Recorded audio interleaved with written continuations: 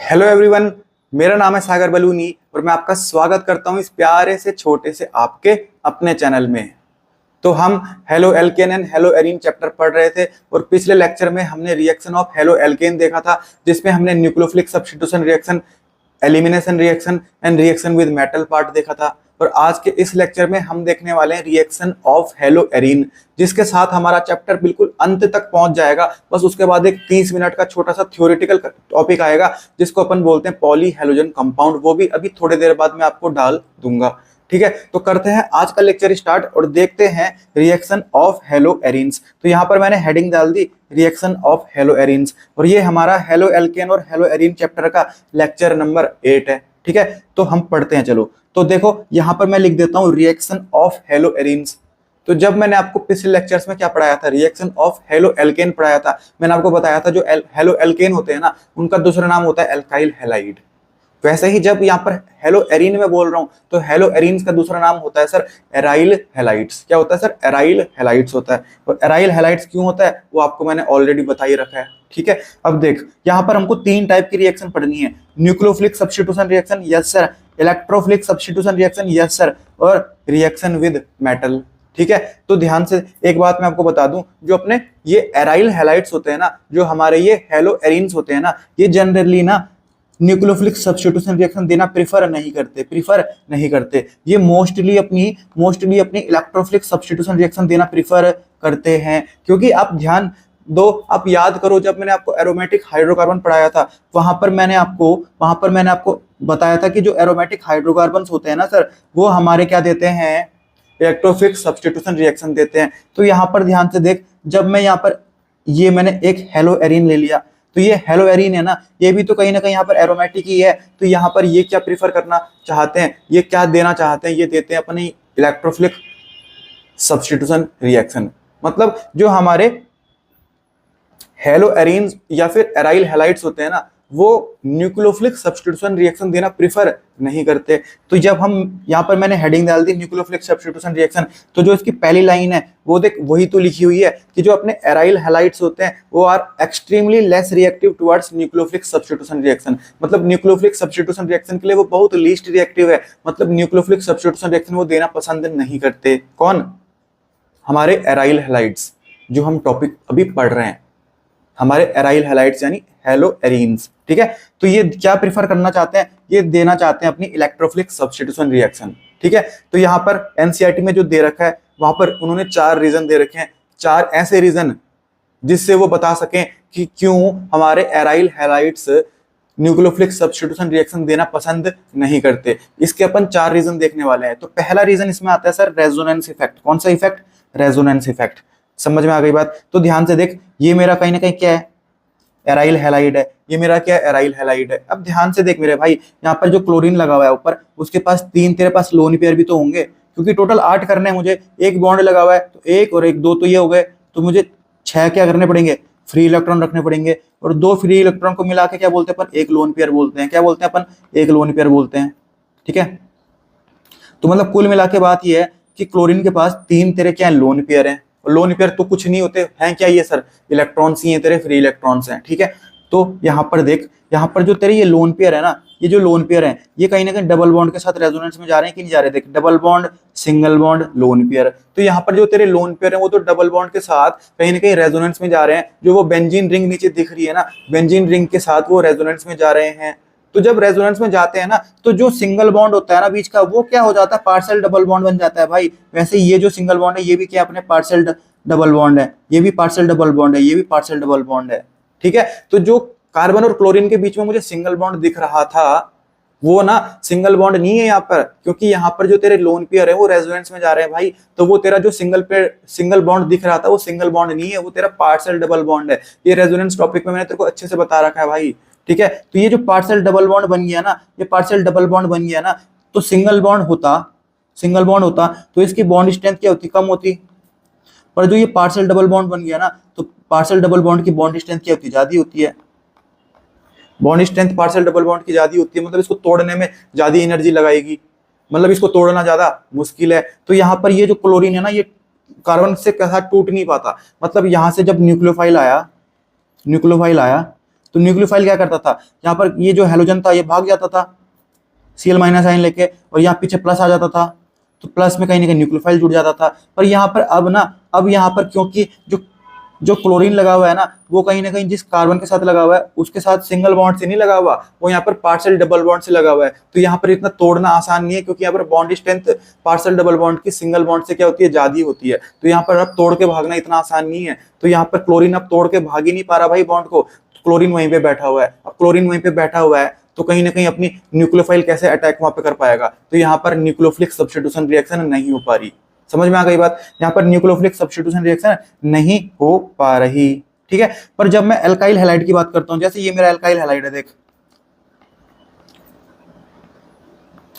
ये मेरा alkyl halide है, ठीक है। तो यहाँ पर देख क्लोरीन किसके साथ लगा हुआ है, कार्बन के साथ लगा हुआ है, यहाँ पर कोई रेजोनेंस नहीं चल रहा, मतलब ये जो सिंगल बॉन्ड है ये, यस सर ये सिंगल बॉन्ड ही है। तो यहाँ पर ना ये क्लोरीन भाग जाता है आराम से, और इधर पॉजिटिव चार्ज आ जाता है, और न्यूक्लियोफाइल आता है और इस पॉजिटिव में अटैक कर देता है। तो यहाँ पर तो आराम से, मतलब एल्काइल हैलाइड में तो तुम्हारी आराम से न्यूक्लियोफिलिक सब्स्टिट्यूशन रिएक्शन चल जा रही है। पर जब बात आती है हेलो एरीन की या फिर एराइल हैलाइड की, तो वहां पर सर रेजोनेंस आ गया। रेजोनेंस के चक्कर में वो जो सिंगल बॉन्ड था ना वो पार्शियल डबल बॉन्ड बन गया सर, और इसके चक्कर में वो क्लोरीन भाग नहीं पा रहा, और क्लोरीन भाग नहीं पा रहा बॉन्ड तोड़ के, तो कहीं ना कहीं पीछे कार्बन पे पॉजिटिव चार्ज नहीं आ पा रहा, और पॉजिटिव चार्ज नहीं आ पा रहा तो न्यूक्लियोफाइल वहां पर अटैक नहीं कर पा रहा। तो ये आपको रीजन बिल्कुल क्लियर हो गया कि सर रेजोनेंस इफेक्ट के कारण तुम्हारा nucleophilic substitution reaction haloarene दे नहीं पा रहे। तो वही बात आपको यहाँ पर लिखी हुई है सर, जो कार्बन क्लोरीन सिंगल बॉन्ड है वो एक्वायर कर देता है partial double bond character due to resonance, ठीक है। Therefore bond cleavage in haloarene is difficult than haloalkane. Bond cleavage ही नहीं हो पा रहा, बॉन्ड टूट ही नहीं पा रहा, क्योंकि वो पार्शियल डबल बॉन्ड बन चुका है अब, और उसकी स्ट्रेंथ क्या होती है, ज्यादा होती है सिंगल बॉन्ड से, ठीक है। तो ये बिल्कुल कितना प्यारा सा रीजन है यार, ये मैं उम्मीद करता हूं कि आपको समझ में आ गया होगा रेजोनेंस इफेक्ट का रीजन। रेजोनेंस इफेक्ट के रीजन से हमने समझाया कि क्यों हमारे हेलो एरीन्स जो हैं वो कहीं ना कहीं न्यूक्लियोफिलिक सब्स्टिट्यूशन रिएक्शन नहीं दे पा रहे, ठीक है। अब हमारा आता है दूसरा रीजन। अब हम दूसरा रीजन देखते हैं, ये आपको एनसीईआरटी में पढ़ना है इसको। तो यहाँ पर आपको एनसीईआरटी में रेजोनेंस इफेक्ट दे रखा है, तो जो मैंने आपको पढ़ाया वही सब यहाँ पर लिखा हुआ है, आपको अच्छे से समझ में आ जाएगा, ठीक है। फिर आता है अपना दूसरा इफेक्ट। दूसरा इफेक्ट अपना है difference in hybridisation of carbon atom in C single bond X bond, ठीक है। तो यहाँ पर हाइब्रिडाइजेशन का क्या होता है, डिफरेंस हो जाता है। तो यहाँ पर देख मैंने क्या बना दिया, हेलो एरीन बना दिया, और यहाँ पर मैंने क्या बना दिया, हेलो एल्केन बना दिया। अब ध्यान से एक बात देख, पहले मैं किसकी बात करता हूँ, हेलो एल्केन की बात करता हूँ, यानी एल्काइल हैलाइड की बात करता हूँ। यहाँ पर देख जो हेलोजन लगा हुआ है ना, हेलोजन जिस कार्बन के साथ लगा हुआ है वो कार्बन के साथ तो सारे सिंगल बॉन्ड लगे हुए हैं, मतलब उस कार्बन का हाइब्रिडेशन कितना है सर, sp3 है, ये आपको पता है, ठीक है। पर जब मैं बात करता हूँ हेलो एरीन की, यानी एराइल हैलाइड की, यहाँ पर हेलोजन तेरा जिस कार्बन के साथ लगा हुआ है उस कार्बन के साथ एक डबल बॉन्ड लगा हुआ है, मतलब इसका हाइब्रिडेशन सर sp2 होगा कि नहीं होगा, होगा। मतलब सर हेलोजन जिस कार्बन के साथ लगा होता है वो कार्बन एल्काइल हैलाइड के केस में तो sp3 है, पर एराइल हैलाइड के केस में क्या है, वो sp2 है। और sp2 और sp3 दोनों की इलेक्ट्रोनेगेटिविटी में डिफरेंस है कि नहीं है, हमको पता है। जो इलेक्ट्रोनेगेटिविटी होती है ना वो डायरेक्टली प्रोपोर्शनल होती है परसेंटेज s कैरेक्टर, मतलब जिसमें s कैरेक्टर ज्यादा होता है ना उसकी इलेक्ट्रोनेगेटिविटी क्या होती है, ज्यादा होती है। तो यहाँ पर देख सबसे ज्यादा इलेक्ट्रोनेगेटिविटी किसकी हो जाएगी, sp की होती है, फिर किसकी होती है, sp2 की, और sp3 की इलेक्ट्रोनेगेटिविटी सबसे कम होती है। तो यहाँ पर तो sp का जिक्र नहीं आ रहा, यहाँ पर हमारा किसका बात चल रही है, sp2 की और sp3 की बात चल रही है। तो यहाँ पर मतलब sp2 की इलेक्ट्रोनेगेटिविटी सर sp3 से क्या है, ज्यादा है। अब इलेक्ट्रोनेगेटिविटी का मतलब बिल्कुल सरल भाषा में क्या होता है, इलेक्ट्रोनेगेटिविटी का मतलब होता है इलेक्ट्रॉन्स को अपनी तरफ खींचने की टेंडेंसी या पावर, इलेक्ट्रॉन्स को अपनी तरफ खींचने की टेंडेंसी, ठीक है। तो यहाँ पर देख जब हम एराइल हैलाइड की बात करते हैं, ये अपना क्या एराइल हैलाइड का carbon single bond chlorine bond है एराइल हैलाइड का। तो ये जो कार्बन है ये तो यहाँ पर क्या है, sp2 है, मतलब इसकी इलेक्ट्रोनेगेटिविटी क्या है, ज्यादा है sp3 के कंपेयर में, ठीक है। तो यहाँ पर ना ये यहाँ पर तेरे को पता है क्लोरीन के पास कहीं ना कहीं क्या 3 लोन पेयर है, मतलब यहाँ पर इलेक्ट्रॉन्स बहुत ज्यादा हैं, फ्री इलेक्ट्रॉन्स, ठीक है।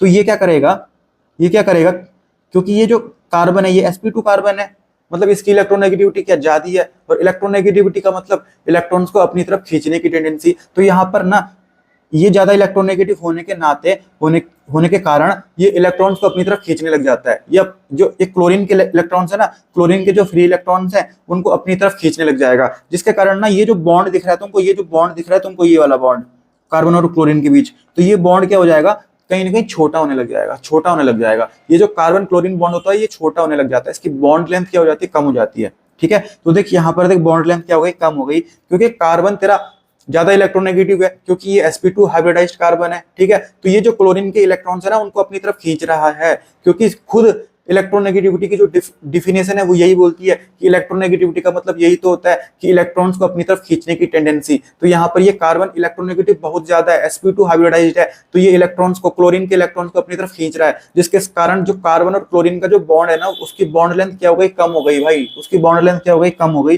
और वो कितनी हो गई सर, 169 पिकोमीटर होती है। ठीक है, वहीं अगर मैं एल्काइल हैलाइड की बात करूं, यहाँ पर जो कार्बन है वो तेरा क्या sp3 है, उसकी इलेक्ट्रोनेगेटिविटी क्या कम है, मतलब वो क्लोरीन के इलेक्ट्रॉन्स को अपनी तरफ खींचने की बहुत कम टेंडेंसी है उसकी, मतलब मान के चलो कि वो नहीं खींच पा रहा, तो उसका जो बॉन्ड लेंथ है वो इतना ही रहेगा जितना ये सिंगल बॉन्ड का दिख रहा है, तो कहीं ना कहीं इसका बॉन्ड लेंथ ज्यादा होगा। ये कितना हो गया अपना, 177 पिकोमीटर हो गया। समझ में आ गई बात। तो कहीं ना कहीं अगर इलेक्ट्रोनेगेटिव कार्बन ज्यादा है ना, sp2 हाइब्रिडाइज्ड कार्बन है, जो हम कौन से केस में देखते हैं, एराइल हैलाइड के केस में देखते हैं, तो वहां पर बॉन्ड लेंथ क्या हो जाएगी, कम हो जाएगी, क्योंकि वो क्लोरीन के इलेक्ट्रॉन को अपनी तरफ खींच रहा है, क्योंकि वो ज्यादा इलेक्ट्रोनेगेटिव कार्बन है सर।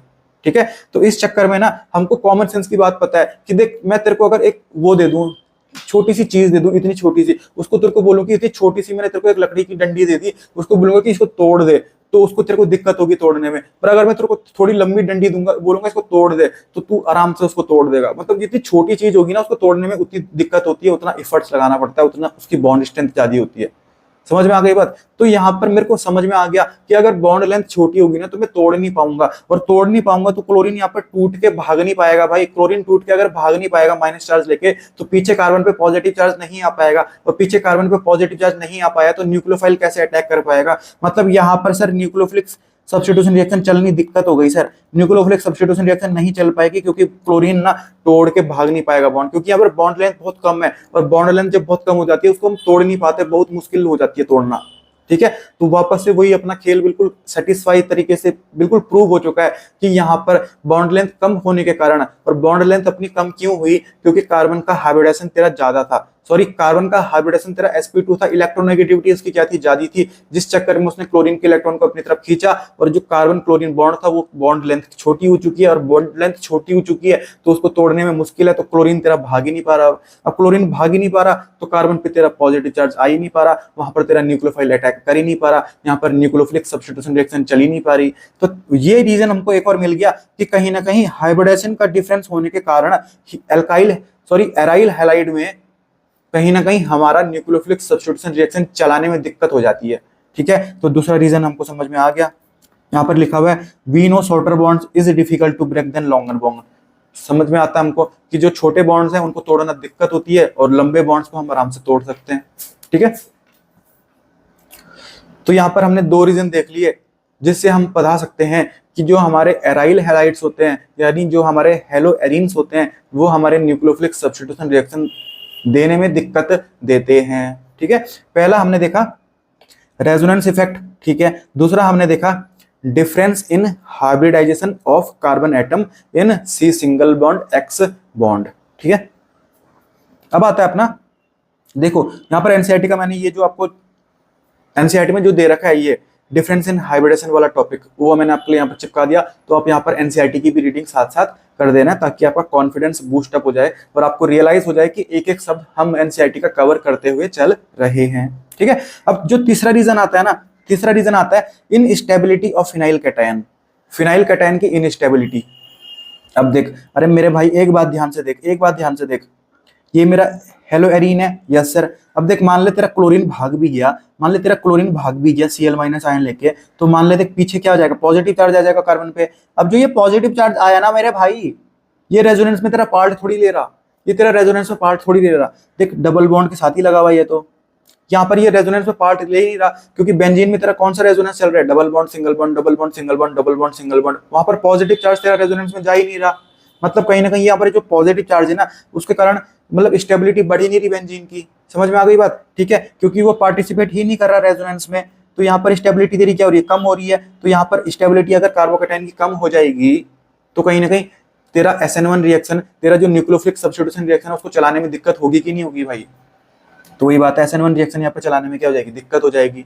ठीक है, तो हम यहाँ पर एक और रीजन ले सकते हैं कि यहाँ पर जो पॉजिटिव चार्ज तेरा कार्बन की खोपड़ी में आ गया ना वो तेरा रेजोनेंस में पार्ट ही नहीं ले रहा, जिसके कारण स्टेबिलिटी कम हो गई। स्टेबिलिटी कम हो गई तो यहाँ पर SN1 रिएक्शन चलाने में दिक्कत आ रही है, क्योंकि हमने पढ़ा था जो SN1 रिएक्शन होती है ना वो डायरेक्टली प्रोपोर्शनल होती है स्टेबिलिटी ऑफ कार्बोकेटायन के। तो यहाँ पर जो तेरा कार्बोकेटायन है वो तेरा रेजोनेंस में पार्ट ही नहीं ले रहा भाई। समझ में आ गई बात, ठीक है। तो यहाँ पर SN1 रिएक्शन चलाने में क्या हो गई, दिक्कत हो गई। इसीलिए हम बोलते हैं कि जो हमारे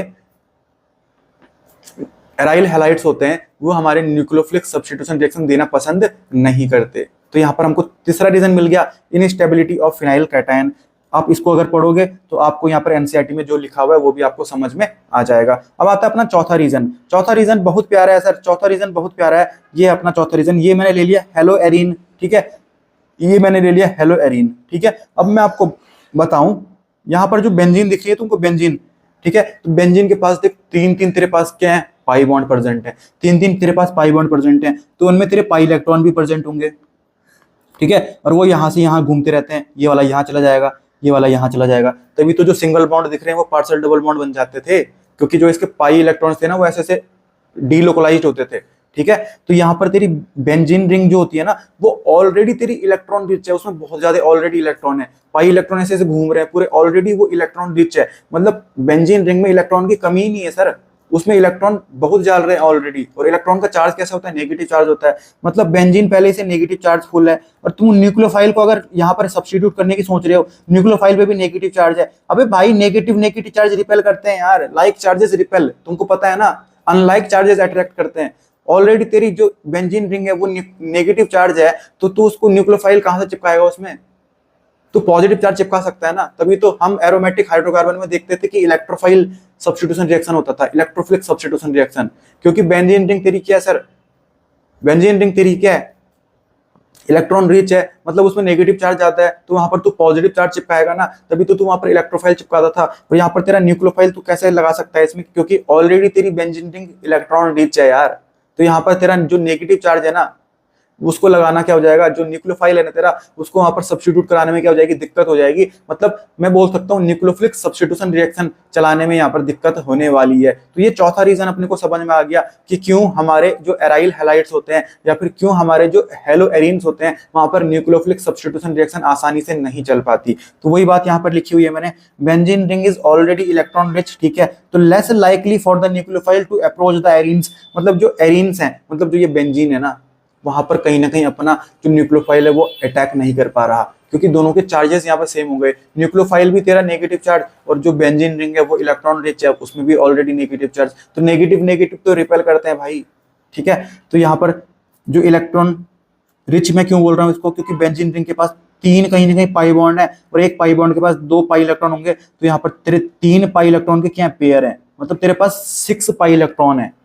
3 पाई इलेक्ट्रॉन का पेयर मतलब 6 पाई इलेक्ट्रॉन तेरे पास यहाँ पर है, वो तेरे को दिख ही रहा है, कोई दिक्कत नहीं है, ठीक है। तो मैं उम्मीद करता हूँ तेरे को बिल्कुल अच्छे से ये पॉइंट भी समझ में आ गया होगा। तो मैंने तेरे को यहाँ पर टोटल 4 रीजन बता दिए जिससे तू बोल सकता है बिल्कुल कॉन्फिडेंटली कि यस सर मेरे पास 4 रीजन मुझे पता है कि क्यों अपने जो एराइल हैलाइड्स होते हैं, या फिर मैं बोलूं क्यों अपने जो हेलो एरीन्स होते हैं वो हमारे न्यूक्लियोफिलिक सब्स्टिट्यूशन रिएक्शन शो नहीं करते। तो यहाँ पर बिल्कुल अपना लड़का बिल्कुल कॉन्फिडेंटली 4 रीजंस के साथ साथ बता रहा है क्यों हमारे हेलो एरीन्स कहीं ना कहीं न्यूक्लियोफिलिक सब्स्टिट्यूशन रिएक्शन नहीं देते, नहीं देना प्रीफर करते। समझ में आ गई बात, ठीक है।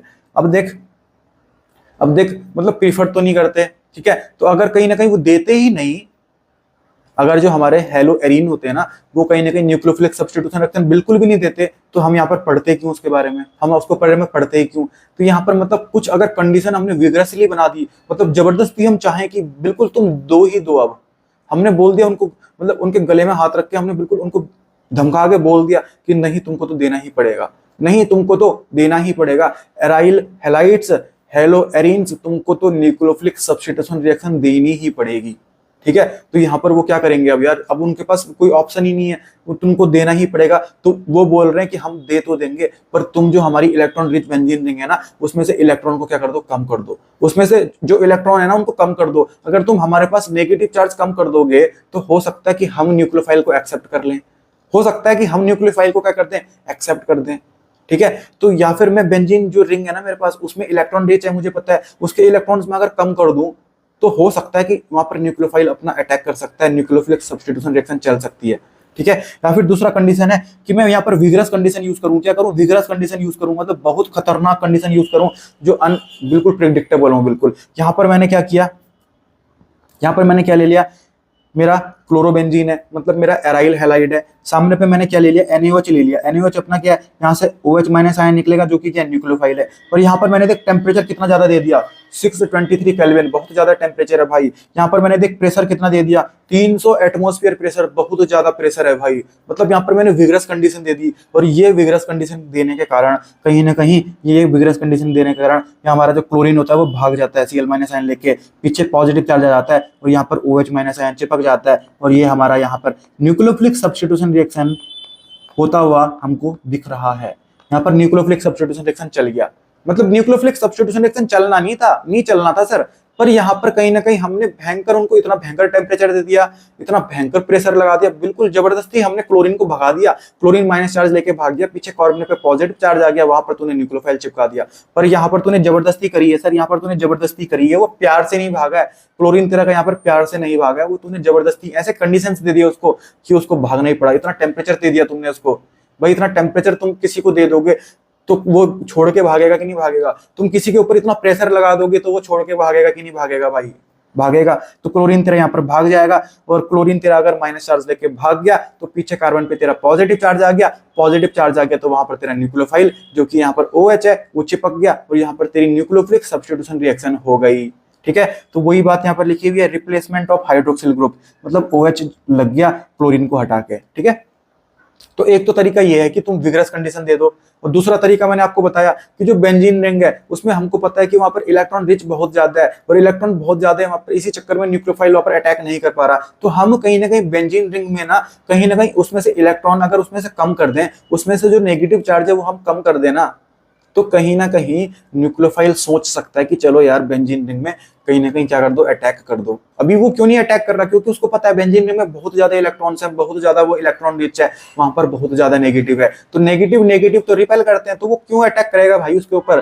पर अगर तुमने बेंजीन रिंग से नेगेटिव चार्ज थोड़ा कम कर दिया तो कहीं ना कहीं वो सोच सकता है कि चलो हम कर लेते हैं यार, चलो न्यूक्लियोफाइल सोच रहा है कि चलो बेंजीन रिंग में अटैक कर लेते हैं, न्यूक्लियोफिलिक सब्स्टिट्यूशन रिएक्शन चला लेते हैं। तो वही अगला अपना तरीका है। ठीक है, वही अपना तरीका है। तो यहाँ पर देख मैंने आपको एक्टिवेटिंग और डीएक्टिवेटिंग पढ़ा रखा है, और मैं उम्मीद करता हूँ कि आपको समझ में आ गया होगा कि एक्टिवेटिंग और डीएक्टिवेटिंग अपन कैसे देखते हैं। तो यहाँ पर जो NO2 लगता था, जो हमारा वहां पर NO2 लगता था, वो एक्टिवेटिंग था या डीएक्टिवेटिंग था भाई, वो डीएक्टिवेटिंग था अपना यार। ठीक है। तो यहाँ पर ना मैं बेंजीन में से जो उसकी इलेक्ट्रॉन रिच है, उसकी इलेक्ट्रॉन रिचनेस को कम कैसे कर सकता हूँ, वहां पर मैं कम नेगेटिव चार्ज कैसे कर सकता हूँ, अगर मैं ना ऑर्थो एंड पैरा पोजीशन में क्या लगा दूं, कोई डीएक्टिवेटिंग ग्रुप लगा दूं, कोई डीएक्टिवेटिंग ग्रुप। जैसे यहाँ पर सबसे इंपॉर्टेंटली आता है NO2, नाइट्रो ग्रुप लगा दिया मैंने। ऑर्थो एंड पैरा पोजीशन में मैंने कौन सा ग्रुप लगा दिया सर, NO2 ग्रुप लगा दिया ना, जिसके कारण क्या हो जाता है कि वहां पर जो बेंजीन रिंग है वो कम नेगेटिव हो जाती है, मतलब उसका जो इलेक्ट्रॉन डेंसिटी है वो थोड़ी कम हो जाती है, जिसके कारण अपना जो क्या है न्यूक्लियोफाइल है वो वहां पर अटैक कर देता है। ठीक है। तो क्योंकि ये जो NO2 है ना, क्योंकि जो अपने डीएक्टिवेटिंग ग्रुप होते हैं ना वो क्या होते हैं, इलेक्ट्रॉन विड्रॉइंग होते हैं, उनका काम होता है इलेक्ट्रॉन को हटाना। तो वो बेंजीन रिंग में से इलेक्ट्रॉन हटा रहे हैं, तो इलेक्ट्रॉन की जो डेंसिटी है बेंजीन रिंग में, जो मैं बोल रहा हूँ कि बेंजीन रिंग में इलेक्ट्रॉन रिचनेस है वो क्या हो रही है, कम हो रही है, और इलेक्ट्रॉन रिचनेस कम हो रही है मतलब नेगेटिव चार्ज कम हो रहा है, तो अब जाके अपना न्यूक्लियोफाइल वहां पर अटैक कर सकता है। तो मैंने क्या बोला कि बेंजीन रिंग में मुझे क्या लगाना है sir, ortho and para position में क्या लगाना है सर, डीएक्टिवेटिंग ग्रुप लगाना है, जैसे कि NO2। ठीक है, क्योंकि ये अपने इलेक्ट्रॉन विड्रॉइंग ग्रुप होता है, तो ये बेंजीन रिंग में से इलेक्ट्रॉन खींचेंगे, मतलब बेंजीन रिंग में नेगेटिव चार्ज क्या कर देंगे, कम कर देंगे, और बेंजीन रिंग में अगर नेगेटिव चार्ज कम है तो न्यूक्लियोफाइल वहां पर अब अटैक कर सकता है कि नहीं कर सकता, कर सकता है। तो हमारा केम यही है। ठीक है। तो यहाँ पर एनसीईआरटी का क्वेश्चन दे रखा है, ये देख यहाँ पर ये पोजीशन ऑर्थो, ये मेटा और ये पैरा। तो पैरा पोजीशन पे इन्होंने क्या लगा दिया, इलेक्ट्रॉन विड्रॉइंग ग्रुप यानी डीएक्टिवेटिंग ग्रुप लगा दिया, जो इन्होंने नाइट्रो ग्रुप लगा दिया। तो ये नाइट्रो ग्रुप क्या करेगा, अब यहाँ पर जो बेंजीन रिंग है उनमें से इलेक्ट्रॉन खींचेगा, मतलब उसकी इलेक्ट्रॉन रिचनेस को क्या करेगा, कम करेगा। तो यहाँ पर क्या होगा, यहाँ पर तूने कितना टेम्परेचर दिया, 443 केल्विन टेम्परेचर दे दिया। तो यहाँ पर क्या होगा तेरा OH माइनस आयन क्या है, यहाँ पर न्यूक्लियोफाइल है, ठीक है। तो यहाँ से क्लोरीन क्या हो जाएगा, भाग जाएगा, Cl माइनस आयन लेके पीछे पॉजिटिव चार्ज आ जाएगा और OH तेरा वहां पर लग जाएगा और ये तेरा क्या हो जाएगा, यहाँ पर न्यूक्लियोफिलिक सब्स्टिट्यूशन रिएक्शन बिल्कुल आसानी से हो गई, ठीक है। मतलब तू अगर ऑर्थो और पैरा पोजीशन पे क्या लगा दे, डीएक्टिवेटिंग ग्रुप लगा दे यानी इलेक्ट्रॉन विड्रॉइंग ग्रुप लगा दे, जैसे कि NO2, तो यहाँ पर तेरा न्यूक्लियोफिलिक सब्स्टिट्यूशन रिएक्शन चल जाता है। पर तेरे को यहाँ पर फिर भी कितना टेम्परेचर देना पड़ा, 443 केल्विन टेम्परेचर देना पड़ा। ये फिर भी क्या है, ज्यादा ही है, पर पहले से तो कम है ना। पहले कितना था अपना, 623 केल्विन टेम्परेचर था, ठीक है। अब देख, अब तूने क्या किया, ऑर्थो में भी लगा दिया और पैरा में भी लगा दिया। तो अब तूने कहीं ना कहीं जो बेंजीन है ना उसमें से और क्या कर दिया, तूने इलेक्ट्रॉन खींच लिए, मतलब तूने उसमें से और इलेक्ट्रॉन रिचनेस को क्या कर दिया, कम कर दिया। तो अब तेरा और आसान है, अब तेरा और आसान है कि न्यूक्लियोफाइल यहाँ पर आके क्या कर सके, अटैक कर सके और कहीं ना कहीं न्यूक्लियोफिलिक सब्स्टिट्यूशन रिएक्शन यहाँ पर चल पाए। तो यहाँ पर तेरा क्लोरीन भाग जाएगा अब आसानी से, थोड़ा और आसानी इसको हो जाएगी भागने के लिए। तो यहाँ पर तेरा Cl माइनस आयन लेके भाग गया तो पीछे पॉजिटिव चार्ज आ जाएगा, वहां पर तेरा क्या चिपक जाएगा, OH माइनस आयन चिपक जाएगा, जो कि तेरा क्या है, न्यूक्लियोफाइल है। तो क्यों यहाँ पर तेरा क्या बन जाएगा, यहाँ पर तेरा OH आ गया, यहाँ पर तेरा NO2 वैसे को वैसे ही रहेगा, NO2 तेरा वैसे का वैसे ही रहेगा। मतलब जो तूने अब NO2 की संख्या बढ़ा दी ना, ऑर्थो में भी लगा दिया और पैरा में भी लगा दिया, तो यहाँ पर तेरे को देख टेम्परेचर अब और कम देना पड़ा, मतलब तेरे को अब 368 केल्विन टेम्परेचर में ही तेरा काम हो गया, ठीक है। तो जैसे कि जैसे जैसे तू जितने ज्यादा ऑर्थो एंड पैरा पोजीशन में इलेक्ट्रॉन विड्रॉइंग ग्रुप यानी डीएक्टिवेटिंग ग्रुप बढ़ाते जा रहा है ना, वैसे वैसे तेरे को आसानी हो रही है क्लोरीन को भगाने में, यहाँ पर न्यूक्लियोफिलिक सब्स्टिट्यूशन रिएक्शन चलाने में, ठीक है। अब तूने क्या किया कि दोनों ऑर्थो पोजीशन में, ये भी ऑर्थो पोजीशन है, ये भी ऑर्थो पोजीशन है, दोनों ऑर्थो पोजीशन में तूने NO2 लगा दिया और यहाँ पैरा पोजीशन में भी तूने लगा दिया। तो अब यहाँ पर और आसानी होगी, यहाँ पर तूने देखा कि हल्के से तूने वार्म वाटर में ही ना, हल्के से वार्म वाटर ही में यहाँ पर क्या हो गया, क्लोरीन तेरा भाग गया, Cl माइनस आयन लेके पीछे पॉजिटिव चार्ज आ गया और यहाँ पर तेरा OH माइनस आयन अटैक करेगा और ये तेरा बन गया ये, मतलब हल्का सा वार्म वाटर चाहिए बस, यहाँ पर बहुत आसानी से क्लोरीन भाग गया सर, यहाँ पर तेरी बहुत आसानी से न्यूक्लियोफिलिक सब्स्टिट्यूशन रिएक्शन हो गई, ठीक है। तो देख कितना सिंपल है और कितना अच्छे से मैंने आपको बता दिया। मैं उम्मीद करता हूँ आपको बिल्कुल अच्छे से समझ में आ रहा होगा और एनसीईआरटी बिल्कुल अच्छे से आपको बिल्कुल डिकोड करते हुए दिख रही होगी, ठीक है। तो यहाँ पर मैंने आपको बताया था कि जो हमारे एराइल हैलाइड्स होते हैं, जो हमारे एराइल हैलाइड्स होते हैं यानी हेलोहेरीन्स होते हैं ना, वो न्यूक्लियोफिलिक सब्स्टिट्यूशन रिएक्शन देना पसंद क्यों नहीं करते हैं, 4 रीजन मैंने आपको बताया। फिर मैंने आपको बताया कि अगर तुम विगरस कंडीशन दे दो तो फिर हो जाएगा यार, न्यूक्लियोफिलिक सब्स्टिट्यूशन रिएक्शन हो जाएगा, पर टेम्परेचर कितना देना पड़ा, 623 केल्विन देना पड़ा, प्रेशर कितना देना पड़ा, 300 एटमॉस्फेयर प्रेशर देना पड़ा, ठीक है। फिर मैंने आपको बोला कि एक रीजन ये भी था कि जो हमारा एराइल हैलाइड है वो न्यूक्लियोफिलिक सब्स्टिट्यूशन रिएक्शन नहीं दे रहा था क्योंकि जो बेंजीन रिंग है ना उसमें इलेक्ट्रॉन रिचनेस बहुत ज्यादा है। तो एक ऑप्शन हम ये भी तो कर सकते हैं कि इलेक्ट्रॉन रिचनेस अगर मैं कम कर दूं तो यहाँ पर न्यूक्लियोफिलिक सब्स्टिट्यूशन रिएक्शन हो सकती है। तो मैंने वहां पर ऑर्थो एंड पैरा पोजीशन पे क्या लगा दिए, डीएक्टिवेटिंग ग्रुप लगा दिए, इलेक्ट्रॉन विड्रॉइंग ग्रुप लगा दिए। उनमें से उन्होंने क्या किया, इलेक्ट्रॉन खींचा किसमें से, बेंजीन रिंग में से, और बेंजीन रिंग को क्या बना दिया, इलेक्ट्रॉन रिचनेस उसकी क्या कर दी, थोड़ी कम कर दी, जिसके कारण वहां पर हम देख रहे हैं कि कहीं ना कहीं हमारा न्यूक्लियोफाइल अटैक करता हुआ हमको दिख रहा है, न्यूक्लियोफिलिक सब्स्टिट्यूशन रिएक्शन चलाने में हम कामयाब होते दिख रहे हैं, ठीक है। अब ध्यान से एक बात देखो, यहाँ पर ये जो चीजें लिखी हुई है ये सारी एनसीईआरटी में आपको दिख जाएगी, इसकी आप साथ साथ रीडिंग भी करते रहना। हालांकि मैंने आपको सब कुछ कवर करवा दिया है, पर जब हम खुद से एनसीईआरटी रीडिंग करते हैं तो हमको खुद कॉन्फिडेंस आता है कि यस सर ने एक भी शब्द छोड़ा नहीं है और हम पूरी एनसीईआरटी को अच्छे से समझते हुए चल रहे हैं। अब बायोलॉजी की एनसीईआरटी मुश्किल हो गई और केमिस्ट्री की, ऑर्गेनिक केमिस्ट्री की तेरी एनसीईआरटी आसान तुझे लग रही होगी। अब तुमको एक चीज देखा, तुमने एक चीज तुमको देखा, तो जो मेटा पोजीशन है ना, मेटा पोजीशन, तो मेटा पोजीशन पे तूने डीएक्टिवेटिंग ग्रुप नहीं लगाया। अभी जो तूने डीएक्टिवेटिंग ग्रुप लगाया वो तूने ऑर्थो एंड पैरा पोजीशन पे लगाया, मेटा पोजीशन पे नहीं लगाया, ठीक है। तो यहाँ पर तूने जो मेटा पोजीशन है वहां पर डीएक्टिवेटिंग ग्रुप यानी इलेक्ट्रॉन विड्रॉइंग ग्रुप नहीं लगाया, क्योंकि तू अगर मेटा पोजीशन पे इलेक्ट्रॉन विड्रॉइंग ग्रुप लगा भी देता ना तो कुछ फर्क नहीं पड़ता, वहां पर कुछ फर्क नहीं पड़ता, न्यूक्लियोफिलिक सब्स्टिट्यूशन रिएक्शन की रिएक्टिविटी पे कुछ फर्क नहीं पड़ता। तो तूने जो डीएक्टिवेटिंग ग्रुप लगाने हैं ना वो तूने कहां पर लगाने हैं, ऑर्थो पोजीशन पे और पैरा पोजीशन पे लगाने हैं। जो हमारी मेटा पोजीशन थी, ये जो मेटा पोजीशन है सर, यहाँ पर तूने लगाया क्या? नहीं सर यहाँ पर नहीं लगाया मैंने। यहाँ पर तूने लगाया क्या? नहीं सर यहाँ पर मैंने NO2 को नहीं लगाया। मतलब मेटा पोजीशन पे तू अगर लगा भी देगा तो उससे कुछ फर्क नहीं पड़ेगा, मेटा पोजीशन पे NO2 को नहीं लगाना, डीएक्टिवेटिंग ग्रुप को मेटा पोजीशन पे नहीं लगाना। अब क्यों नहीं लगाना भाई, तो अभी आपको आगे रीजन पता चल जाएगा, ठीक है। तो यहाँ पर ये सब फर्जीवाड़ा है, मैकेनिज्म है, ये तुम्हारे काम की चीज नहीं है, ठीक है। मैंने सब कुछ आपको अच्छे से बता दिया है। यहाँ पर बस यही बता रहा है कि ऑर्थो पोजीशन पे लगाना है, पैरा पोजीशन पे लगाना है, मेटा पोजीशन पे नहीं लगाना है, ठीक है। तो यहाँ पर आपको एक क्वेश्चन दिख रहा है, can you think why does NO2 show its effect only in ortho and para position and not at Meta position. मतलब जो हमारा NO2 ग्रुप है, जो हमारा डीएक्टिवेटिंग ग्रुप है, जो हमारा इलेक्ट्रॉन विड्रॉइंग ग्रुप है, वो जो अपना इफेक्ट है वो सिर्फ ऑर्थो और पैरा पोजीशन पे ही क्यों शो कर रहा है, उसको अपन मेटा पोजीशन पे क्यों नहीं लगा रहे, मेटा पोजीशन पे वो अपनी जो ताकत है उसकी वो क्यों शो नहीं कर पा रहा।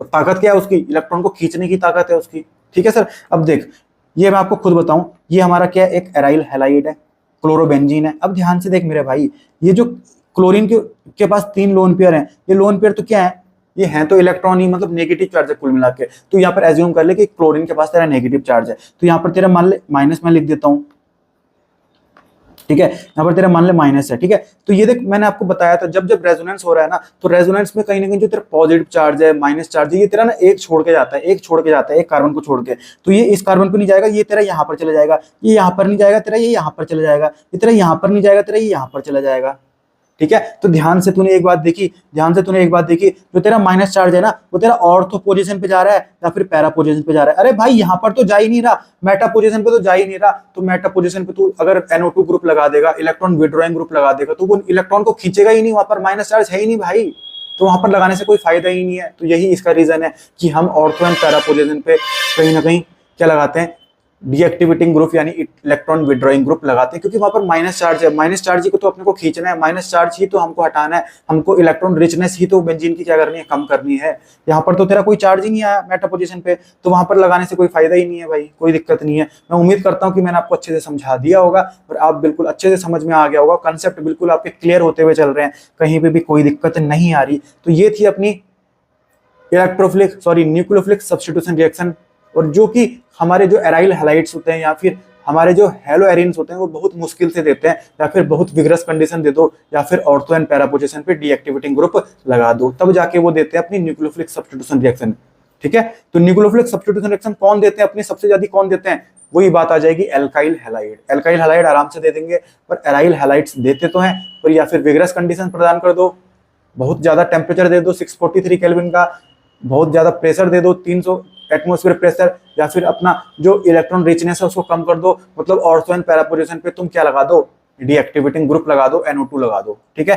अब हम पढ़ते हैं सर इलेक्ट्रोफिलिक सब्स्टिट्यूशन रिएक्शन। अरे मेरे भाई, ये इलेक्ट्रोफिलिक सब्स्टिट्यूशन रिएक्शन कुछ नया टॉपिक नहीं है। जब मैंने आपको क्या पढ़ाया था, एरोमेटिक हाइड्रोकार्बन पढ़ाया था ना, उस टाइम मैंने आपको पूरा अच्छे से बिल्कुल डिटेल में क्लियर और बिल्कुल कवर करवा दिया ही है, तो आप इसको वहीं से रिफर कर सकते हो। पूरा 100% सेम टू सेम है भाई, 100% जो एनसीईआरटी में यहाँ पर दे रखा है वो ऑलरेडी मैंने आपको पढ़ा रखा है, उससे हाई लेवल का पढ़ा रखा है। यहाँ पर तो थोड़ा थोड़ा दे रखा है, पर जितना यहाँ पर दे रखा है वो सब कुछ मैंने वहाँ पे आपको कवर करवा रखा है। तो आप इसको कहाँ पर पढ़ोगे, एरोमेटिक हाइड्रोकार्बन टॉपिक में मैंने आपको ऑलरेडी पढ़ा रखी है, इलेक्ट्रोफिलिक सब्स्टिट्यूशन रिएक्शन। देख सारी वही है जो मैंने वहाँ पे आपको पढ़ा रखी है, सारी चीजें वही है, Friedel-Crafts reaction, Friedel-Crafts alkylation, acylation, sulphonation, nitration, ये सारी चीजें वही हैं जो मैं आपको ऑलरेडी वहां पर पढ़ा चुका हूं, कोई भी नया टॉपिक यहाँ पर नहीं है, ठीक है।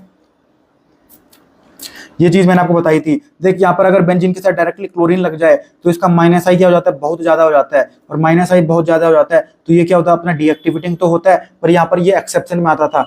तो जो हमारा यहाँ से क्या निकलेगा, इलेक्ट्रोफाइल निकलेगा Cl पॉजिटिव, वो हमारा डीएक्टिवेटिंग में तो मेटा पोजीशन पे लगना चाहिए था, पर यहाँ पर वो ऑर्थो एंड पैरा पोजीशन पे लग जाता है। तो एक बार मैंने ऑर्थो में लगा दिया और एक बार पैरा में लगा दिया, और मैंने आपको बताया था जो पैरा वाला होता है वो मेजर प्रोडक्ट बनता है। तो ये जो सारी चीजें यहाँ पर दे रखी है, ये मैंने आपको ऑलरेडी एरोमेटिक हाइड्रोकार्बन के टॉपिक में अच्छे से कवर करा रखी है। आपने वो लेक्चर तो देख लिया होगा, तो आपको वो आता ही होगा, और आप अगर इसकी रीडिंग करोगे ना तो आपको अच्छे से समझ में आ जाएगा कि यस सर बिल्कुल सही बोल रहे हैं। और अभी मैं आपके लिए ना एक बिल्कुल सेपरेट वीडियो लेके आऊंगा फ्रीडल क्लब एल्काइलेशन और फ्रीडल क्लब एसाइलेशन की, क्योंकि यहाँ पर से क्वेश्चन पूछा जाता है आपको और इसको अपन बिल्कुल डीप में पढ़ेंगे और बिल्कुल अच्छे से सीखेंगे यार, कहीं पे भी कोई दिक्कत हमारी नहीं रहने वाली। तो फ्रीडल क्लब एल्काइलेशन और फ्रीडल क्लब एसाइलेशन हमारा एक टॉपिक आता है, एक रिएक्शंस आती हैं, उसको अपन अलग से सेपरेट वीडियो में उसको अपन पढ़ेंगे। बाकी मैंने फिलहाल जितना यहाँ पर एनसीईआरटी में दे रखा है वो निकालना आपको सिखा रखा है। हाई लेवल के लिए हमको पढ़ना है तो उसके लिए वो अलग वीडियो आएगी अपनी, ठीक है। बाकी एनसीईआरटी में जितना दे रखा है वो मैंने आपको ऑलरेडी वहां पर पढ़ा रखा है। कब पढ़ा रखा है सर? जब मैंने आपको एरोमेटिक हाइड्रोकार्बन का टॉपिक पढ़ाया था, ठीक है। अब हम आगे चलते हैं। यहाँ पर लिखा हुआ है, यहाँ पर एक क्वेश्चन पूछा हुआ है, although chlorine is electron withdrawing group, chlorine अपना इलेक्ट्रॉन विड्रॉइंग ग्रुप है, ठीक है, yet it is ortho para directing. भाई हमको पता है, वही बात ये पूछ रहा है कि जो तुम्हारा क्लोरीन है वो इलेक्ट्रॉन विड्रॉइंग ग्रुप है, ठीक है, मतलब वो डीएक्टिवेटिंग है सर। इलेक्ट्रॉन विड्रॉइंग ग्रुप मतलब डीएक्टिवेटिंग। जब हम NO2 की बात कर रहे थे ऊपर, तो हमने बोला था ना NO2 डीएक्टिवेटिंग है, मतलब इलेक्ट्रॉन विड्रॉइंग ग्रुप है। यहाँ पर हम बोल रहे हैं कि ये जो हमारा क्लोरीन है ये डीएक्टिवेटिंग है, मतलब ये भी हमारा क्या इलेक्ट्रॉन विड्रॉइंग ग्रुप है। तो जब डीएक्टिवेटिंग होता है तो इलेक्ट्रोफाइल तेरा मेटा पोजीशन पे अटैक करता था भाई, पर यहाँ पर तू देखा, यहाँ पर तू पर रिएक्शन में भी देखा, यहाँ पर तेरा ऑर्थो पोजीशन में और पैरा पोजीशन पे जो तेरा इलेक्ट्रोफाइल है वो अटैक कर रहा है। तो यहाँ पर बिल्कुल खेल क्यों पलट गया? इसका आंसर है क्योंकि यहाँ पर तेरा माइनस आई इफेक्ट क्या हो जाता है ना, बहुत ज्यादा भयंकर हो जाता है। माइनस आई इफेक्ट तेरा बहुत ज्यादा होता है, और होना क्या चाहिए था, रेजोनेंस इफेक्ट यहाँ पर ज्यादा होना चाहिए था, पर यहाँ पर तेरा माइनस आई इफेक्ट रेजोनेंस से बहुत ज्यादा आगे निकल जाता है। इस चक्कर में तेरा यहाँ पर ये एक्सेप्शन बन जाता है और तेरे को कहीं ना कहीं जो तेरा इलेक्ट्रोफाइल है उसको तेरे ऑर्थो एंड पैरा पोजीशन पे लगाना है यहाँ पर। इसका रीजन सिर्फ इतना ही है कि यहाँ पर जो तेरा माइनस इंडक्टिव इफेक्ट है बहुत ज्यादा डोमिनेट हो जाता है, ठीक है। अब हम आगे बढ़ते हैं। अब हम देखते हैं तीसरी रिएक्शन, रिएक्शन विद मेटल्स। बिल्कुल आसान सी रिएक्शन है। सबसे पहले अपनी आती है वुर्ज फिटिक रिएक्शन। ये वुर्ज फिटिक रिएक्शन एनसीईआरटी में दे रखी है। उससे पहले मैं आपको यहाँ पर एक कंसेप्ट बताता हूँ, ठीक है। सबसे पहले हम देखते हैं वुर्ज रिएक्शन। अरे सर, जब मैंने आपको एल्केन टॉपिक पढ़ाया था वहां पर ये पढ़ाई थी भाई। वुर्ज रिएक्शन से हम एल्केन का फॉर्मेशन करते थे, ठीक है। तो वुर्ज रिएक्शन में क्या होता था, ये मैंने एक एल्काइल हैलाइड लिया, ये मैंने दूसरा एल्काइल हैलाइड लिया, यहाँ पर मैंने 2 सोडियम ले लिए, यहाँ पर मैंने ड्राई ईथर ले लिया। एक सोडियम एक हेलोजन को खाता था, तो 2 सोडियम 2 हेलोजन को खाएंगे, ठीक है। तो ये 2 हेलोजन को खा दिया उन्होंने, तो तेरा बचा क्या, R और R बचा, ये तूने लिख दिया RR, ठीक है। तो यहाँ पर तेरा एल्केन बन जाता था, ठीक है। तो वुर्ज रिएक्शन में तू क्या लेता था, 2 एल्काइल हैलाइड लेता था, ठीक है। दूसरा रिएक्शन आता है तेरा फिटिक रिएक्शन। फिटिक रिएक्शन में तू क्या लेता है, 2 एराइल हैलाइड लेता है। वुर्ज रिएक्शन में तो तूने 2 के लिए एल्काइल हैलाइड लिए, पर फिटिक रिएक्शन में तू 2 क्या ले रहा है, एराइल हैलाइड ले रहा है। तो तूने 2 एराइल हैलाइड ले लिए, एक ये ले लिया तूने, एक ये ले लिया। आगे सेम टू सेम वही 2 Na ड्राई ईथर। एक सोडियम एक हेलोजन को खाता है, तो 2 सोडियम 2 हेलोजन को खाएगा, तो ये हेलोजन तो खा दिया इसने, तो बचा क्या तेरा, यही तो बचा। तो यहाँ पर तेरा क्या बन जाएगा, बाइफिनाइल बन जाएगा। मतलब वुर्ज रिएक्शन में क्या लेते हैं अपन, 2 एल्काइल हैलाइड लेते हैं, और फिटिक रिएक्शन में हम क्या लेते हैं, 2 एराइल हैलाइड लेते हैं। तो जब बात आती है सर वुर्ज फिटिक रिएक्शन, तो यहाँ पर तो वुर्ज भी आ रहा है और फिटिक भी आ रहा है, मतलब एक यहाँ पर तू एल्काइल हैलाइड ले ले और एक यहाँ पर तू एराइल हैलाइड ले ले। तो यहाँ पर तूने एक तो क्या ले लिया, एल्काइल हैलाइड ले लिया, और एक तूने ले लिया एराइल हैलाइड, ठीक है। तो यहाँ पर तू इसको ऐसे तरीके से लिख सकता है, देख रुक जा एक सेकंड, इसको मैं लेटा के अगर लिखूं, ये मैंने ले लिया एराइल हैलाइड और ये मैंने ले लिया एल्काइल हैलाइड। ये 2 सोडियम आएंगे, ये सोडियम आएंगे और ये हेलोजन को क्या कर देंगे, खा देंगे। तो तेरा आंसर क्या आ जाएगा भाई, यही तो आएगा। तेरा आंसर क्या आएगा, यही तो आएगा भाई। कितना सिंपल है यार, कोई दिक्कत ही नहीं है। मतलब पहले हमने वुर्ज रिएक्शन पढ़ा, फिर हमने फिटिक रिएक्शन पढ़ा, और फिर हमने वुर्ज फिटिक रिएक्शन पढ़ा। वुर्ज रिएक्शन में 2 एल्काइल हैलाइड ले ले, फिटिक रिएक्शन में 2 एराइल हैलाइड ले ले, और वुर्ज फिटिक रिएक्शन में कॉमन सेंस की बात है कि एक तुझे एल्काइल हैलाइड लेना पड़ेगा, एक तुझे एराइल हैलाइड लेना पड़ेगा। कंसेप्ट तीनों का सेम है, ठीक है, कंसेप्ट तेरे को तीनों का सेम है। तो यहाँ पर रिएजेंट क्या होता है, सोडियम ट्राई ईथर होता है, और रिएक्टेंट यहाँ पर कौन होता है, एक तो एल्काइल हैलाइड होता है, सॉरी एक एराइल हैलाइड होता है और एक तेरा एल्काइल हैलाइड होता है, ठीक है। तो ये बात यहाँ पर एनसीईआरटी में आपको देखने को मिलेगी। बाकी ये इसकी आप रीडिंग कर लेना, ये आपको एनसीईआरटी में दे रखा है, Wurtz Fittig reaction and Fittig reaction. देख फिटिक रिएक्शन में मैंने 2 क्या ले लिए, एराइल हैलाइड ले लिया, और मेरे पास क्या बन गया, डाइफिनाइल बन गया, ठीक है। समझ में आ गया, कोई दिक्कत नहीं है यार, बिल्कुल आसान है। और केमिस्ट्री की जो एनसीईआरटी है, ऑर्गेनिक केमिस्ट्री की जो एनसीईआरटी है, बिल्कुल आसानी से हम एक एक शब्द कवर करते हुए आगे चल रहे हैं, और वो सब हम अच्छे से सीख रहे हैं। कहीं पे भी कोई दिक्कत, कोई रॉकेट साइंस नहीं है। अब यहाँ पर एनसीईआरटी के कुछ इन टेक्स्ट क्वेश्चंस हैं सर, एनसीईआरटी के कुछ यहाँ पर क्या इन टेक्स्ट क्वेश्चंस हैं, ठीक है। तो इनको अपन देख लेते हैं।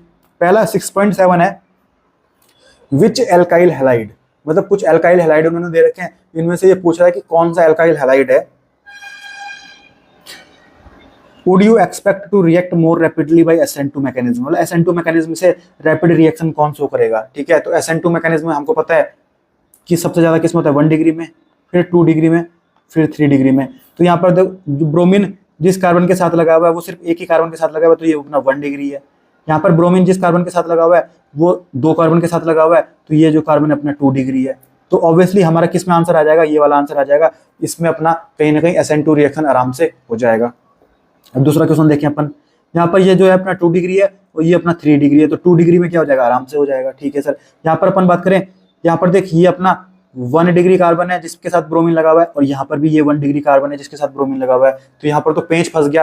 पर यहाँ पर ध्यान से देख, जो हमारा जो ये CH3 ग्रुप लगा हुआ है ना, यहाँ पर जो ये CH3 ग्रुप लगा हुआ है इसकी डिस्टेंस में डिफरेंट आ रहा है, यहाँ पर ये थोड़ा दूर है और यहाँ पर ये पास है। तो अगर ये पास है तो कहीं ना कहीं जब यहाँ पर कौन आएगा अटैक करने के लिए, न्यूक्लियोफाइल अटैक करने के लिए आएगा, तो उसको दिक्कत होगी भाई, क्योंकि यहाँ पर स्टेरिक हिंड्रेंस ज्यादा है भाई, क्योंकि वो तेरा पास में ही है। जो स्टेरिक हिंड्रेंस यहाँ पर तेरी ज्यादा होगी, क्योंकि यहाँ पर तेरा CH3 है ना वो बहुत पास में ही खड़ा हो रखा है, ठीक है, बहुत पास में ही खड़ा हो रखा है। सोच ले कोई एक हीरोइन है, उसके बॉडीगार्ड अगर पास में खड़े होंगे तो दिक्कत होगी ना। अगर बॉडीगार्ड बहुत दूर चले गए, चाय पीने चले गए, तो कहीं ना कहीं आराम से न्यूक्लियोफाइल कोई भी उसको अटैक कर सकता है, हीरोइन को, ठीक है। तो यहाँ पर अगर ये बहुत पास में है ना, तो यहाँ पर स्टेरिक हिंड्रेंस ज्यादा होगी सर, तो यहाँ पर तेरा न्यूक्लियोफाइल को अटैक करने में दिक्कत होने वाली है। तो यहाँ पर तेरा इसका क्या हो जाएगा, ज्यादा हो जाएगा, क्योंकि यहाँ पर तो दिक्कत हो गई SN2 रिएक्शन चलाने में। समझ में आ गई बात, ठीक है। तो ये हो गया अपना। अब हमारा आता है अगला question 6.8, in the following pair of halogen compound which compound undergoes fastest SN1 reaction. SN1 reaction fast कौन देगा, हमको पता है सबसे ज्यादा कौन देता है, 3 डिग्री, फिर 2 डिग्री, फिर 1 डिग्री। यहाँ पर जो कार्बन है वो क्या है अपना 3 डिग्री है, यहाँ पर जो कार्बन है वो 2 डिग्री है, तो 3 डिग्री वाला दे देगा, यस सर। यहाँ पर जो कार्बन है वो अपना क्या है 2 डिग्री है, यहाँ पर जो कार्बन है जिसके साथ क्लोरीन लगा हुआ है वो 1 डिग्री है, तो 2 डिग्री वाला दे देगा। बिल्कुल आसान है यार, एक एक सेकंड के क्वेश्चन ये होते हैं, ठीक है, और हर साल नीट में पूछे जाते हैं, हर साल पूछे जाते हैं भाई, ये फिक्स है इनका, ठीक है। अब हम यहाँ पर अगला क्वेश्चन देखते हैं, question number 6.9, identify ABCDER and R' in the following, ठीक है। तो देखते हैं अपन, ये अच्छा क्वेश्चन है। हमारे पास इन्होंने क्या दे दिया, एक एल्काइल हैलाइड दे दिया, ये ले लेते हैं अपन, ये ले लिया मैंने सर। इसकी रिएक्शन किसके साथ करा रहे हैं, मैग्नीशियम ड्राई ईथर। तुमको समझ में आ गया होगा सर, ये तो अपना ग्रिग्नार्ड रिएजेंट वाला क्वेश्चन आ गया सर, ये तो अपना ग्रिग्नार्ड रिएजेंट वाला क्वेश्चन आ गया, ठीक है। ये अपना एल्काइल R और ये Mg और ये X, तो वही बन जाएगा अपना ग्रिग्नार्ड रिएजेंट बन जाता था, R Mg X, X मतलब यहाँ पर X कौन है, अपना ब्रोमीन है, ठीक है, ये हमारा बन गया। और इसी को क्या बोल रहे हैं, ये A बोल रहे हैं, मतलब A हमारा क्या आ गया, ये आ गया, A हमारा ये आ गया। अब ये बोल रहे हैं कि जो A है ना उसने वाटर के साथ रिएक्शन करी। अरे मेरे भाई, मैंने आपको बताया था अच्छे से कि यहाँ पर अपन ड्राई ईथर ले रहे हैं ना, क्योंकि अगर यहाँ पर मैं थोड़ा सा मॉइस्चर ले लूँ, अगर मैं वाटर के साथ रिएक्शन करा लूँ, तो जो हमारा ग्रिग्नार्ड रिएजेंट बनता था ना वो किस में कन्वर्ट हो जाता है, वो हमारा एल्केन में कन्वर्ट हो जाता था। तो वो हमारा किस में कन्वर्ट हो जाएगा, एल्केन में कन्वर्ट हो जाएगा। तो ये कैसे कन्वर्ट होता है, देखो इसकी मैं रिएक्शन वाटर के साथ अगर कराऊं तो वाटर कैसे टूटेगा, H+ OH- आयन, और ये तुझे पता है कैसे टूटता है, R- और MgX पॉजिटिव, तो प्लस वाला तेरे माइनस के पास जाएगा कि नहीं जाएगा, तो यहाँ पर तेरा ऐसा बनेगा कि नहीं बनेगा, तो ये तेरा क्या बन गया, एल्केन बन गया। तो यही तेरा क्या अपना B आ गया तेरा, ये तेरा क्या सर, B आ गया तेरा। तो तेरे पास A आ गया, तेरे पास B आ गया ठीक है। तो अब दूसरी रिएक्शन आती है अपनी,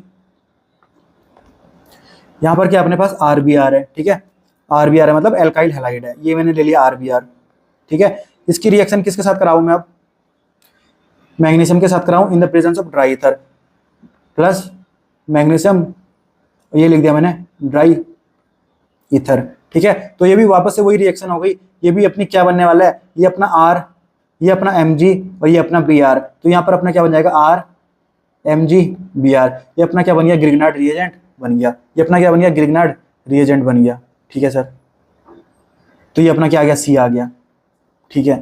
फिर C ने किसके साथ रिएक्शन करी, D2O के साथ रिएक्शन करी। जैसे अपना H2O होता है ना, वैसे अपना D2O भी होता है। H2O तो अपना नॉर्मल वाटर होता है और D2O अपना होता है हैवी वाटर, ठीक है।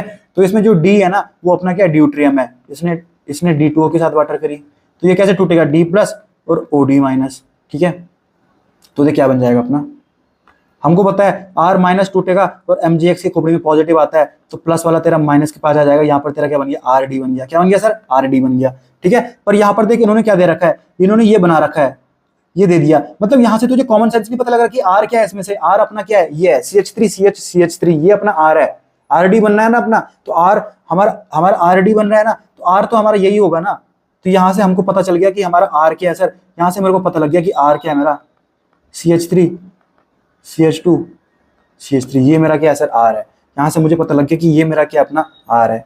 ठीक है, तो यहाँ से मैं C भी बता सकता हूँ, देख यहाँ से मैं C भी बता सकता हूँ कि C क्या होगा अपना, C क्या बना था हमारा, C हमारा ये बना था। ठीक है, तो यहाँ से मैं ये भी बता सकता हूँ कि जो C रहा होगा वो देख ऐसा रहा होगा,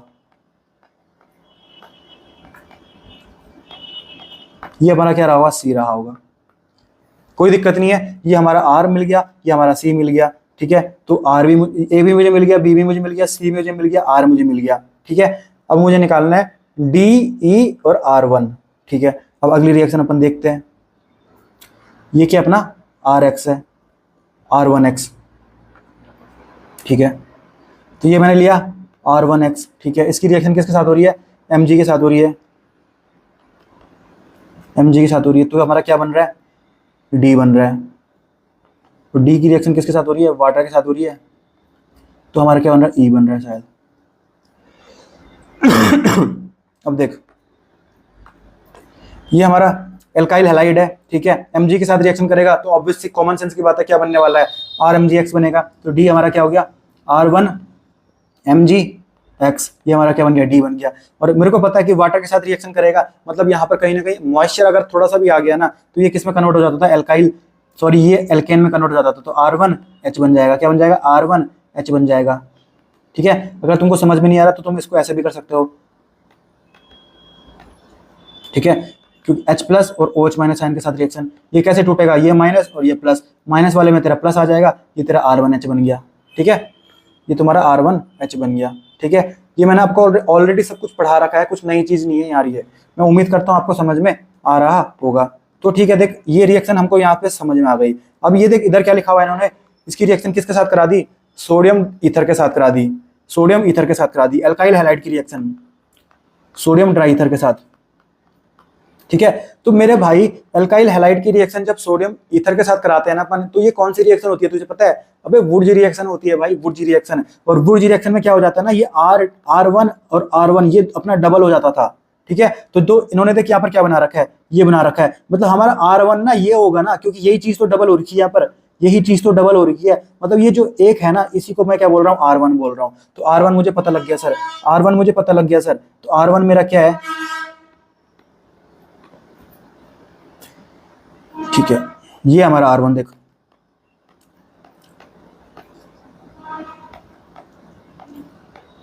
ये मेरा क्या है सर, R1 है। तो यहां से मैं ये भी बना सकता हूं कि RMgX यहाँ पर जो बना होगा क्या बना होगा, CH3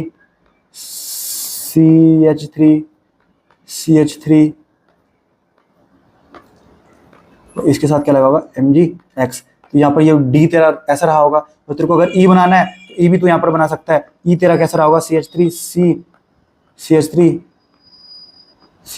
और ये H, तो E तेरा ये रहा होगा।